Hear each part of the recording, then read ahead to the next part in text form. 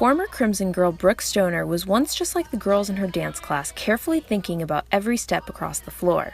Like many of those girls, Brooke enrolled in her first dance class as a toddler and dedicated her entire youth to hours of dance classes, hundreds of pairs of dance shoes, and competitions every weekend. So when I was 2 years old, I started dance, just normal combo classes, as a little kid. And then ever since then, I think I did that for a while. Then when I turned 8 is when I started competition. And I traveled with a professional dance company and had an agent in LA. Kind of did the whole dance scene for a while, traveled around the world. It was really cool. Great experience, but didn't really have a childhood. And so came here and then did the Crimson Girls dance team for 2 years. And then Imagine dedicating your entire life to something and then having it all taken away from you in a matter of seconds.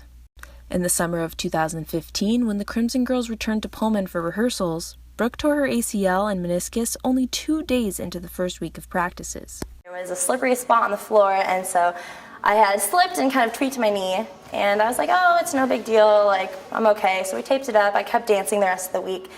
And then from then on, I still had problems with it, so I went home after that week of choreography, and they told me I tore my ACL and my meniscus.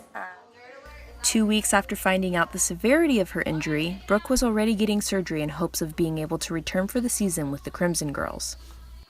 But for the first time in her career, Brooke was no longer the dancer. She was now the spectator.